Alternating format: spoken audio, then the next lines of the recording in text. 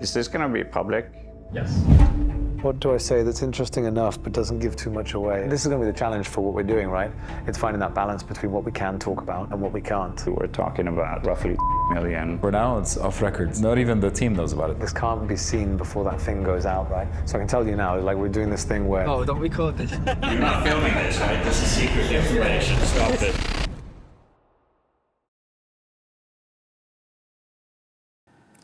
And I was up for like 2+ hours at like 2 in the morning last night with my baby, so I might need to do some editing of my the black circles under my eyes. I was looking like this in the morning. I was like, I gotta get myself out of bed.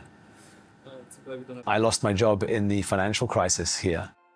The wheels fell off in Dubai for a period of time, and I had an option to look for a new job, which I was in the process of, or replicate what I'd currently been doing, which was essentially marketing.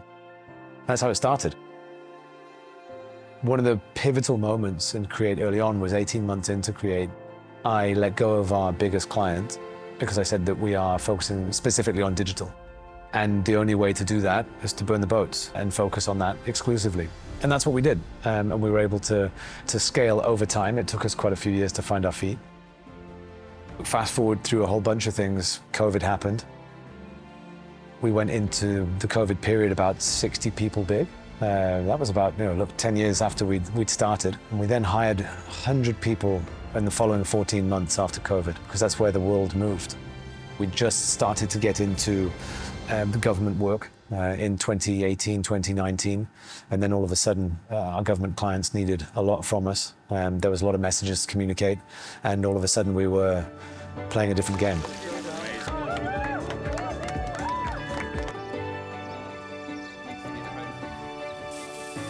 We can choose to wake up and do whatever type of work that we do. I don't want to just sell more products.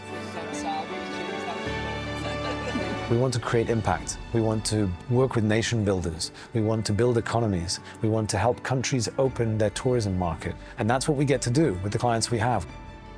We have a variety of nation builders that we work with, and that's something that we're going to continue to do. And we want to make sure that we have a positive global impact.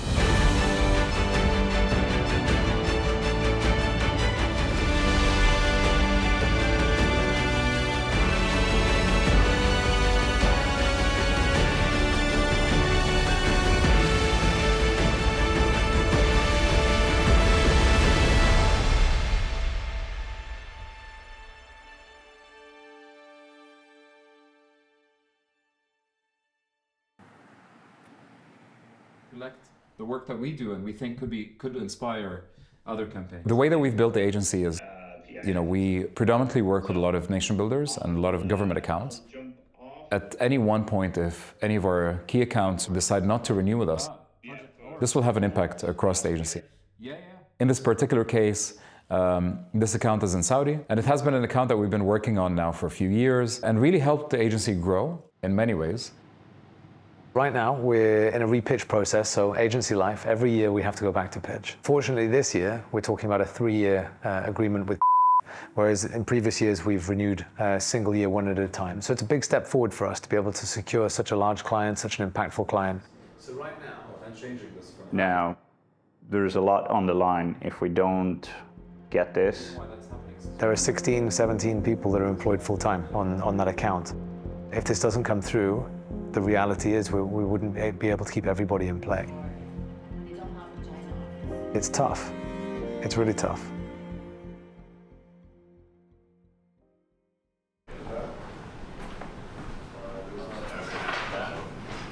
We only had 2 weeks for this particular pitch, so it was hyper-focused. And then it's practice, practice, practice before we're stood in front of the client. As of this moment, we just submitted the proposal, which means that the next step is actually presenting it in person. And then we'll be flying across to Saudi to pitch this.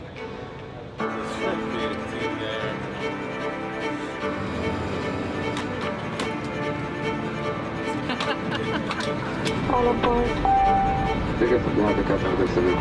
Pressure's an interesting thing, right? I always tell myself that pressure is a privilege. We're privileged to be in a position where we have to make these decisions. We have to deal with this level of uncertainty. It's what you choose when you choose to build a company. Right now, there is a lot of uncertainty in the business, and we're now in a space where when we renew, we're fighting against the best agencies in the world. We love that challenge. I love that challenge. I understand that if we've got the right people focused on the right things, we have a good enough team to win. Worrying about it before it happens will not get me anywhere. If I can keep my head in that space, then I can keep positive and I can keep clear, so when decisions come my way, I can make them with clarity, not with fear. A lot of the times, so many people just celebrate the wins and don't really show you what it takes to arrive there. I think the purpose for these episodical documentaries and having cameras around us is really to show you the difficult times and really to show people what does it take really to run an agency of our size in this region. We know what we want to build, but the agency evolves year on year, and this iteration of the agency is super exciting, and to see what's going to come through in the next couple of years.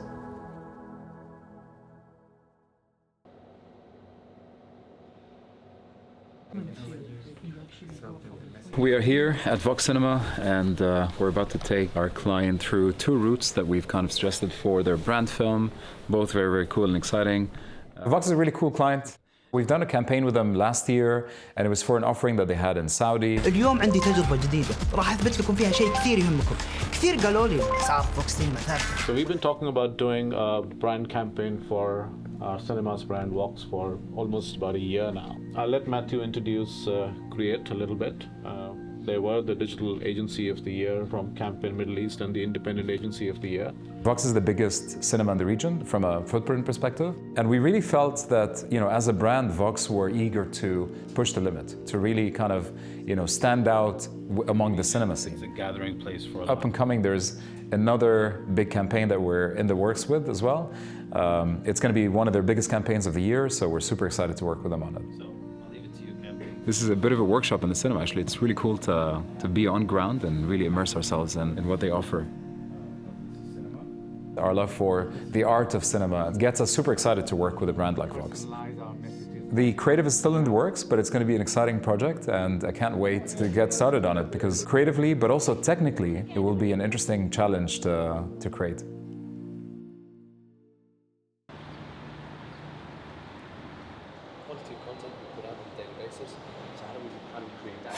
We're in the holy city of Riyadh in the Kingdom of Saudi Arabia.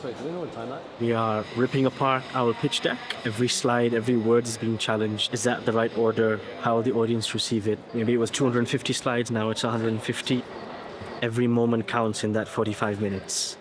They're going to see this without the breakdown of the metrics. Not just about the game itself, but... Yeah, look, one of the main challenges is how do you fit 150 slides of thinking, strategy, creative, and everything else into a 45-minute presentation? And that's all we've got. We've got 45 minutes, 15 minutes of Q&A at the end, and that's it.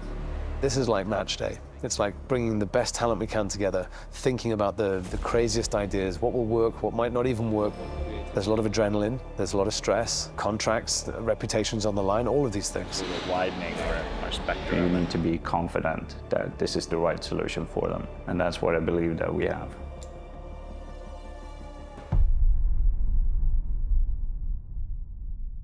Unreal, huh?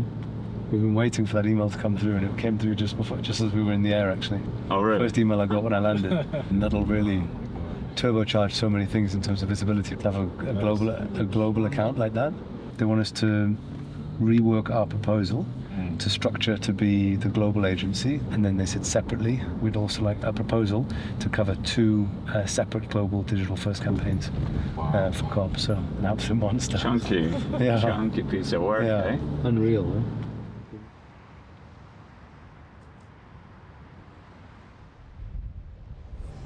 Asking makes it seem like our mandate is incredibly broad, and it's not.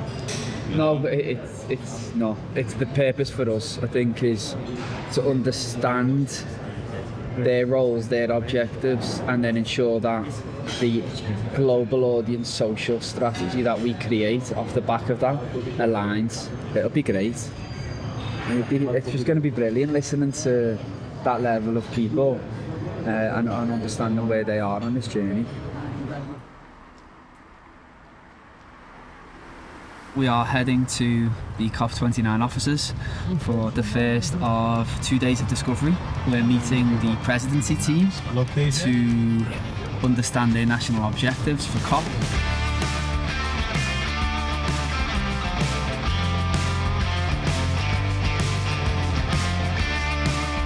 The first 2 sessions are the ones where we're not allowed to record because it's with the negotiators. Oh, wow. What a morning. What an absolutely crazy morning. That was brilliant. It was one of the most interesting discovery sessions I've been involved in my career.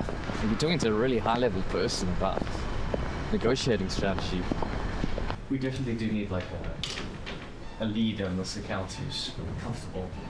Now, we're at an absolute critical point.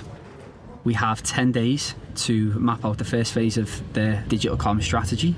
We will be launching to global audiences in 10 to 15 days, give or take a bit of a negotiation on timelines. Maybe we have a separate session with identity. Yes. And we can explain to them what we want to develop for social. In November, we'll be on ground with the team at COP, creating content, capturing all of the stories, doing a lot of live social. I think what would be interesting for WhatsApp specifically is understanding if there are any active communities focused on the pillars that we're exploring. What are the key things that you think we need to accomplish in, let's say, the next 2 months? Like last year, they had a video saying what is COP, and they explained what COP is, what it's trying to achieve, what are the objectives.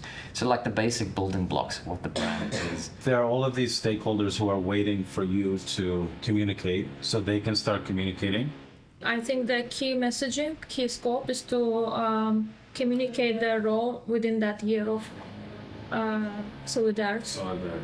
As an agency, it's the first project of any scale that we've done outside of Saudi or the UAE. What about the United Nations? Are they waiting for the brand launch? For them, is key thing is not the deadline. For them, key thing is alignment, full alignment and accuracy in terms of brand use. As has often been the case at Create, it is an opportunity for us to expand based on a new relationship with an exciting client. Fortunately, the board member that we're working with, Ayan, is absolutely incredible. Has been super welcoming. Like, we genuinely feel like we're part of a team already, which in 2 days is rare. We've been involved in COP28 on a smaller scale, and we've communicated with global audiences with a lot of our nation builder clients and our destination market clients. Really? It's a chance to prove ourselves on a bigger stage. It's going to be challenging. There's going to be loads of deadlines. There's going to be a few late nights, but there's an opportunity for us to have, as a team and an agency, for us to have like a genuine impact on the world.